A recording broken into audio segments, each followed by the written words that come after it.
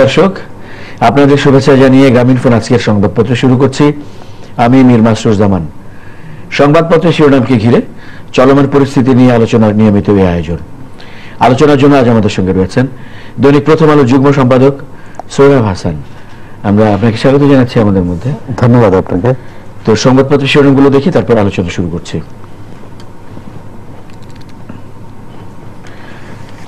মানব জমিন, সিলেট ও চট্টগ্রামে হাইকোর্টের সার্কিট বেঞ্চ স্থাপন হবে। আমাদের সময়, আগে তদন্ত প্রতিবেদন, পরে অর্থ ফেরত, রিজার্ভ চুরির অর্থ বিষয়ে ফিলিপাইন। সকালের খবর, পুলিশের অপরাধ প্রবণতা, অনুপ্রবেশ ও চোরাচালানের রুট নাফ নদী, রোহিঙ্গাদের সঙ্গে আসছে ইয়াবাও। জয় জয় দিন, বন্দুক যুদ্ধে ফের মৃত্যুর মিছিল, ক্রসফায়ারের নতুন গল্প। আলোকিত বাংলাদেশ, আটঘাট বেঁধে নামছে দুই দল, আওয়ামী লীগের প্রচারণায় রূপরেখা ঠিক হবে আজ, ভোটারদের দুয়ারে দুয়ারে যেতে পারেন খালেদা জিয়া। দৈনিক ইনকিলাব, 37টি মামলার মধ্যে 16টি মামলা তদন্তাধীন, মামলার চাপে খালেদা জিয়া। ভোরের কাগজ, ধোলাইখালের যন্ত্রকৌশল, সম্ভাবনার বাংলাদেশ। দৈনিক দিনকাল, ভারতের মাদকে ভাসছে দেশ, আসতে শুরু করেছে ইয়াবা। দৈনিক সংগ্রাম, আদালতের নির্দেশনা ও টাস্কফোর্সের সুপারিশ মুখ থুবড়ে পড়েছে, ঢাকার চারপাশের নদীগুলোকে দখল ও দূষণ মুক্ত করা যাচ্ছে না। দৈনিক করতোয়া, 2 মাসের মধ্যেই লুইকানের নকশা বাস্তবায়ন। The independent, Delhi keeps 9 projects mooted by Dhaka. The Financial Express, project to build 156 stations, fire services executes 11% work in 4 years, seek more money, time. তো শিরোনামগুলো দেখলাম সংবাদপত্রের। আজ একটি সংবাদের মধ্যে একটি বিষয় এসছে, সেটি হচ্ছে আমরা ভিন্নতর শিরোনামে দেখেছি যে পার্বত্য শান্তি চুক্তির 19 বছর পূর্তি তাই হলো, এবং সেখানে পার্বত্য জনগোষ্ঠীর যিনি নেতা, জনসংহতি সমিতির নেতা জ্যোতিরিন্দ্র বোধিপ্রিয় লার্মা, সন্তু লার্মা নামে যিনি পরিচিত, তিনি কথা বলেছেন এবং বলেছেন যে শান্তি চুক্তি অনুযায়ী যা যা করার কথা ছিল পাহাড়িরা তার সবকিছু পাচ্ছে না এবং সেজন্য তারা আবার আন্দোলনের কথা ভাবছেন তাদের দৃষ্টিকোণ। ধন্যবাদ। এটা ঠিক যে একটি চুক্তি হওয়ার 19 বছর পর চুক্তি স্বাক্ষরকারী অন্যতম পক্ষ যে ধরনের অভিযোগ করেছে চুক্তি বাস্তবায়ন হচ্ছে না, আর সেটি খুব ভালো পরিস্থিতির ইঙ্গিত দেয় না। সরকার যদিও সরকারের নীতি নির্ধারকরা দাবি করছেন চুক্তির অধিকাংশ বাস্তবায়ন হয়েছে। এখন বাস্তবায়ন হওয়া না হয় বিতর্কে কেন? প্রথম প্রশ্ন হচ্ছে চুক্তি বাস্তবায়নের ক্ষেত্রে সরকার কতটা আন্তরিক। সেখানকার প্রধান সমস্যা ভূমি। সেই ভূমি সমস্যা সম্প্রতি একটি আইন পাস হয়েছে যেখানে ভূমি কমিশনের কি কি করণীয় সেটি নির্ধারিত হয়েছে, কিন্তু এখনো বিধি জারি হয়নি বলে পাহাড়ি নেতাদের অভিযোগ, এবং বিধি জারি না হলে কমিশন কিভাবে এগোবে তার কাজকর্ম সেটি একটি প্রশ্ন। দ্বিতীয় হচ্ছে যে চুক্তির আগে ভারত বিশেষ করে যারা শরণার্থী ছিল তারা ফিরে এসে অনেকেই এখনো পর্যন্ত তাদের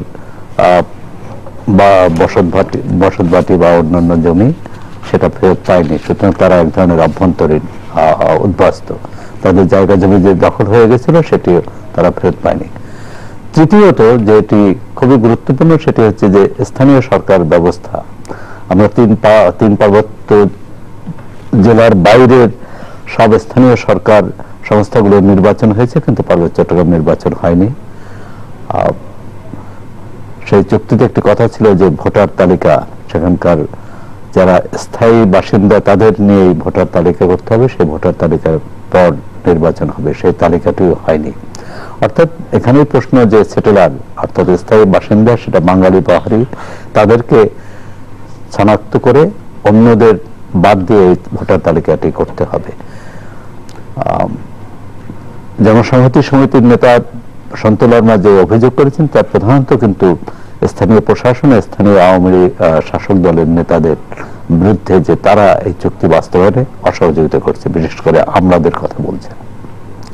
এমনকি তিনি পার্বত্য চট্টগ্রাম বিষয়ক যে প্রতিমন্ত্রী এবং সচিব তার বিরুদ্ধে অভিযোগ করেছেন যে তারা সরকারের দালালি করছে। তারা যেহেতু সরকারের দায়িত্ব এবং সরকারকেই প্রতিনিধিত্ব করছে, সেটা তাদের একটা অবস্থান আছে, সেটি যেমন তাদের পক্ষ থেকে। কিন্তু পার্বত্য চট্টগ্রামে আবার এক ধরনের যেটি সন্তু লারমা হুঁশিয়ারি উচ্চারণ করেছেন, যেমন যে সেখানে বিকল্প পথ তারা বেছে নিতে বাধ্য হবেন, অর্থাৎ তারা আবার এক ধরনের কি বলে শান্তি অশান্তির সৃষ্টি হতে পারে, যে শান্তিটি আছে। আমরা আশা করি যে উভয় পক্ষই, এটা বিষয়টা হচ্ছে যে পার্বত্য চট্টগ্রাম শান্তি চুক্তির বাস্তবায়নে পাহাড়ি নেতাদেরও দায়িত্ব আছে, সরকারের যারা নীতি নির্ধারক তাদের দায়িত্ব আছে, স্থানীয় প্রশাসনের দায়িত্ব আছে। সবাই আলাপ আলোচনা, কোন রকম ভুল বোঝাবুঝি থাকলে সেটি আলোচনা করেই কিন্তু সমাধান করতে হবে। কিন্তু বহু বছর অনেক আলোচনাই হয় না, অর্থাৎ পারস্পরিক যে আলোচনা করার ক্ষেত্রে যে মনোভাব প্রয়োজন, ইতিবাচক মনোভাব প্রয়োজন, সেটি নেই। আমরা আশা করব যে দ্রুত এই সমস্যার সমাধান হবে, কারণ 19 বছর অনেক সময়। দৈনিক ইত্তেফাকের যে শিরোনামটি আমাদের সামনে এখন রয়েছে, শেখ হাসিনাকে বারবার হত্যার চেষ্টা, হাঙ্গেরিগামী প্লেনের জরুরি অবতরণের বিলম্ব নিয়ে প্রশ্ন। এটি আমরা কয়েকদিন ধরে দেখছি, একটি তদন্ত হয়েছে, আরো তদন্ত হচ্ছে। তদন্ত রিপোর্ট পাওয়া গেলেই বোঝা যাবে যে এটি, যেমন আওয়ামী লীগের সাধারণ সম্পাদক ওবায়দুল কাদের বলেছেন যে তদন্ত রিপোর্ট পাওয়া গেলে বোঝা যাবে এটি নাশকতা না যান্ত্রিক বা কারিগরি ত্রুটি। এটি যদি বাদও দেয় যে এটি নাশকতা ছিল কিনা আমরা জানি না, কিন্তু এটি তো ঠিক, তাকে অনেকবার হত্যার চেষ্টা করা হয়েছে, তার বিরুদ্ধে বোমা হামলা হয়েছে, তার উপর নানা গুলি করার চেষ্টা করা হয়েছে, বিভিন্ন জায়গায় বোমা পুঁতে রাখা হয়েছে।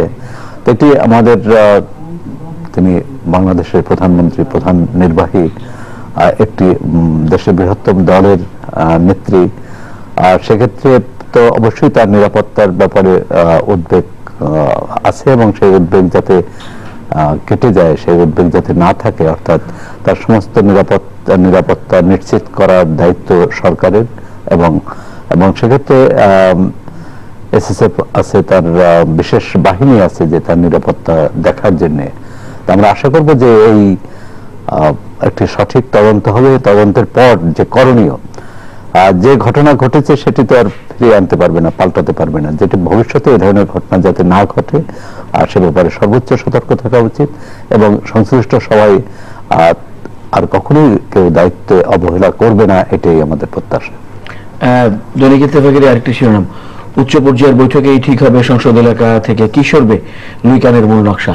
এটিও বেশ কিছুদিন ধরে আলোচনা। তো আমরা সংবাদে যেমন দেখতে পেয়েছি, আরেকটি সংবাদপত্র দেখলাম, সেটি হচ্ছে মূল নকশাটি পেনসিলভেনিয়া ইউনিভার্সিটি থেকে ঢাকায় এসছে এখন লুইকানের যে মূল নকশাটি, এবং সেই নকশা পর্যালোচনা করে বের করা হবে যে সংসদ ভবন এলাকায় লুইকানের নকশার বাইরে আর কি কি স্থাপনা এখানে করা হয়েছে। 7টির মতো স্থাপনার কথা আপাতত বলা হয়েছে, তো সেগুলো সরানোর।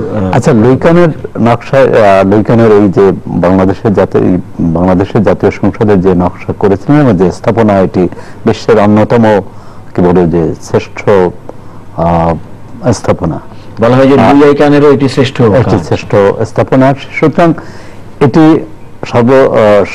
এর সর্বোচ্চ নিরাপত্তা যেমন থাকবে, সৌন্দর্য থাকবে, এবং মূল পরিকল্পনা অক্ষত রেখে এটি সেখানের যে স্থানটি সৌন্দর্য রক্ষা করা হবে। কিন্তু বিষয়টি যখন রাজনৈতিক বিতর্কে পরিণত হয় তখন, এবং পাল্টাপাল্টি বক্তব্য আসে, বা যখন মানুষের মধ্যে, বা বিএনপি যেমন অভিযোগ করেছে জিয়াউর রহমানের কবর সরানোর জন্য যদি এটা করে থাকা হয়, এটি করা হচ্ছে, এই ক্ষেত্রে হচ্ছে যে এটি কারিগরি বিষয়, এবং বিশেষজ্ঞদের নিয়েই, বিশেষজ্ঞদের দেশের বলছে যে বিশেষজ্ঞদের পরামর্শ অনুযায়ী করা হবে। এটি নিয়ে রাজনৈতিক বক্তব্য কোনো পক্ষেই দেওয়া উচিত নয়, এবং একটি জাতীয় প্রতিষ্ঠান রক্ষার ক্ষেত্রে জাতীয় সংসদ মানে দেশের গর্ব, দেশের ঐতিহ্য এই প্রতিষ্ঠানটি। সুতরাং সেটি রক্ষায় সবাইকেই এগিয়ে আসতে হবে এবং সেখানে আমি মনে করি যে আলাপ আলোচনার মাধ্যমে এই সমস্যার সমাধান করা হতে হবে। সেখানে কোন স্থাপনা থাকবে না থাকবে, এর আগে তো আমরা দেখেছি যে সেখানে স্পিকারে বাড়ি করা হয়েছে, ডেপুটি স্পিকারে বাড়ি করা হয়েছে, যেগুলো তো লুইকায়নের নকশায় নেই। সেখানে যেসব আরো স্থাপনা করা হয়েছে, এখন এটি প্রতীয়মান না হয় যে কোন একটি বিশেষ স্থাপনা সেখানে সরানোর জন্য সরকার চেষ্টা করেছে। আমরাও চাই যে লুইকানের নকশা অনুযায়ী সেখানে সমস্ত স্থাপনা থাকবে এবং সেই জায়গার সৌন্দর্য রক্ষিত হবে। রোহিঙ্গাদের অনুপ্রবেশ নিয়ে শিরোনাম রয়েছে। বস্তুত রোহিঙ্গা আশ্রয় প্রার্থী যারা আসলে নির্যাতনের শিকার হয়ে মিয়ানমার থেকে আমাদের সীমান্ত দিয়ে আসার চেষ্টা করছেন প্রাণ বাঁচাতে, কিন্তু এই শিরোনামের পাশাপাশি আমরা দেখতে পাচ্ছি যে ইয়াবা পাচারেরও এক ধরনের প্রবণতা তৈরি হয়। পাচার যখন হয় তখন মানুষ পাচার হয়, তার সাথে পণ্য পাচার হয় এবং ইয়াবা তো এর আগে যখন মানুষ আসেনি তখন আসছে। এখন কথা হচ্ছে সেখানে যে কোস্টগার্ড বা আমাদের সীমান্তরক্ষী তারা কি করছে, তারা তো এবং এই যে রোহিঙ্গারা আসছে তারা নির্যাতিত হয়ে আসছে, অবশ্যই তাদের প্রতি মানবিক দৃষ্টি দেওয়া উচিত এবং মানবিক আচরণ করা উচিত, তাদের আশ্রয় দেওয়া উচিত। এবং ইতিমধ্যে কিন্তু বাংলাদেশ নেবে না বলছে কিন্তু বা আশ্রয় দিচ্ছে না, কিন্তু 10,000-এর বেশি রোহিঙ্গা বাংলাদেশের মাটিতে পৌঁছেছে এবং তারা এখানে আছে। আর স্বরাষ্ট্রমন্ত্রী বলছেন তাদের একটি আলাপ আলোচনার মাধ্যমে তাদের ফেরত পাঠানোর চেষ্টা করা হবে।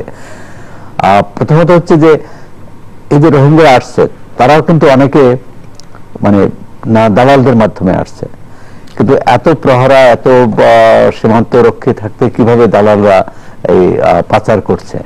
আমরা পাচারের বিরোধী, কিন্তু যারা মানবিক কারণে সেখান থেকে বিতাড়িত হয়ে আসছে অবশ্যই তাদের আশ্রয় দেওয়া একটা মানবিক দায়িত্ব রাষ্ট্রের, আমাদের নৈতিক দায়িত্ব, এবং সেটি যত দ্রুত সময় তাদের ফেরত নেওয়া যায়। আর যেটি নিন্দনীয় সেটি হচ্ছে যে আমাদের প্রতিবেশী রাষ্ট্রে এই ধরনের একটি জনগোষ্ঠীকে পুরো বিতাড়িত করা বা নির্মূল করা, যেটাকে ইথনিক ক্লিনজিং বলে, একটি জাতিগোষ্ঠীকে শেষ করে দেওয়া, এটি কোন রাষ্ট্রের আজকে এই সভ্য দুনিয়ার সেটি রাষ্ট্রের নীতি হতে পারে না। 71-এ যেমন এখানকার মানুষ, বাংলাদেশের মানুষ পাকিস্তানি বাহিনী দ্বারা নির্যাতিত উৎপীড়িত হয়েছিল, একইভাবে যদি মিয়ানমার আজকে সেখান থেকে যুদ্ধ চলছে না, তারা যদি এই একই আচরণ করে এই জনগোষ্ঠীর বিরুদ্ধে, সেটি খুবই অনুচিত, খুবই নিন্দনীয় কাজ। এবং আমরা আশা করব যে মিয়ানমার এখন যে প্রধান রাষ্ট্রীয়ভাবে আনুষ্ঠানিকভাবে তিনি রাষ্ট্রের প্রধান না হলেও তার হাতেই নির্বাহী ক্ষমতা তিনি হচ্ছেন অং সান সু চি, যিনি শান্তিতে নোবেল পুরস্কার পেয়েছেন। আর তার রাষ্ট্রে এই ধরনের ঘটনা ঘটবে তার শাসনামলে, এটি কোনোভাবেই মেনে নেওয়া যায় না। মনে করি যে মিয়ানমারের যে যারা সরকার এবং সেখানকার সেনাবাহিনী সংযত হবে এবং তাদের এই উৎপীড়িত জনগোষ্ঠীর প্রতি সদয় হবে। আমরা আরেকটি শিরোনাম দেখছি, এটা অবশ্য এখন প্রতিদিনই থাকছে, 22 ডিসেম্বর নারায়ণগঞ্জ সিটি কর্পোরেশনের নির্বাচনকে ঘিরে। এখানে আমাদের সামনে রয়েছে যে আত্মবিশ্বাসী আইভি, জয় আত্মবিশ্বাসী আইভি, মাঠ ছাড়বেন না সাখাওয়াত, মানে আওয়ামী লীগ এবং বিএনপির প্রার্থীর নির্বাচনের ইতিবাচক দিকটি হলো যে সেখানে দুই পক্ষই ভাবছে যে জনগণের মন জয় করতে হবে, জনগণের কাছে যাচ্ছে, জনগণের ভোট নিয়েই জয়ী হতে হবে, এটি ভালো। এর মধ্যে আইভি আওয়ামী লীগের মনোনীত প্রার্থী, তিনি খুবই সুপরিচিত, তিনি পৌর চেয়ারম্যান ছিলেন, মেয়র ছিলেন, 5 বছর সাফল্যের সঙ্গে তিনি দায়িত্ব পালন করেছেন, সেক্ষেত্রে তার একটু বাড়তি সুবিধা আছে। আবার বিএনপি যিনি প্রার্থী তার সুবিধা হচ্ছে যে মানুষ, তিনি 5 বছর দায়িত্বে ছিলেন, এই সরকার 8 বছর এক নাগারে ক্ষমতায় আছে, সুতরাং সরকারের বিরোধী একটি মনোভাব থাকা স্বাভাবিক। আর উভয় দলেই কিন্তু বিরোধ আছে, আর সেটি আওয়ামী লীগে আছে, বিএনপিতেও আছে, কারণ একেবারে নিরঙ্কুশ দলের সব নেতাকর্মীর সমর্থন এটা কোনো প্রার্থী পাচ্ছেন বলে মনে হয় না। এখন হচ্ছে যে সাধারণ মানুষের ভোটকে কত বেশি টানতে পারবে তার উপরই তার জয় পরাজয় নির্ভর করবে। ভিন্ন ভিন্ন একটি শিরোনাম থাকে মাঝে মাঝে এরকম, আমরা দেখতে পাচ্ছি যে খরা সহিষ্ণু ধান উদ্ভাবন স্বল্প সময় উচ্চ ফলনের আশা, এটি হচ্ছে পারমাণবিক কৃষি গবেষণা ইনস্টিটিউট, যেটি বিনা, তারা উদ্ভাবন করেছে আফ্রিকা থেকে আনা একটি জাত নেরিকা ধান, সেই বীজ পরিবর্তন করে এটি উদ্ভাবন। আমরা জানি যে জলবায়ু পরিবর্তন, নানান কারণে এখন খাদ্য নিরাপত্তা, ফসল উৎপাদন এক ধরনের পরিবর্তনের মুখোমুখি, হুমকির মুখোমুখি। বাংলাদেশ যে খাদ্যের স্বয়ংসম্পূর্ণ হয়েছে বা খাদ্য উৎপাদন অনেক অনেক গুণ বেড়েছে, তার পেছনে কিন্তু এই কৃষি বিজ্ঞানীদের ভূমিকা খুব গুরুত্বপূর্ণ ভূমিকা আছে, এবং তারা একটার পর একটা শুধু এই খরা সহিষ্ণু নয়, তারা অনেক উচ্চ ফলনশীল ধান নিয়ে গবেষণা করেছেন এবং সেটি উৎপাদনে তারা সহায়তা করেছেন এবং তারা আবিষ্কার করেছেন আর কি। তো সেই ক্ষেত্রে আমরা তাদের অভিনন্দন জানাই এই কৃষি বিজ্ঞানীদের, এবং ভবিষ্যতে অবশ্যই এই জলবায়ু পরিবর্তনের যে পরিস্থিতি এবং যে বৈরী পরিবেশ, তার সাথে খাপ খাইয়ে আমাদের শস্য, বিশেষ করে ধান উৎপাদন দিকে যেতে হবে, এবং সেক্ষেত্রে তাদের অবদানকে অবশ্যই স্বীকার করা উচিত, এবং তাদের এই গবেষণার ক্ষেত্রে আরো যদি প্রয়োজনীয় কোনো কিছু যেটা দরকার সেটি রাষ্ট্র বা সরকারের পক্ষ থেকে দেয়া হবে, তাহলে আমাদের কৃষি বিজ্ঞানীরা শুধু বাংলাদেশের যেটা প্রয়োজন সেটাই মেটাবে না, বাইরেও তারা গবেষণার সুযোগ পাবেন। অনেক ধন্যবাদ আজকে সময় দেওয়ার জন্য। প্রিয় দর্শক, আপনাদেরও ধন্যবাদ আমাদের সঙ্গে থাকার জন্য। ভালো থাকবেন সবাই। চ্যানেল আইর এই নিয়মিত আয়োজন গ্রামীণফোন আজকে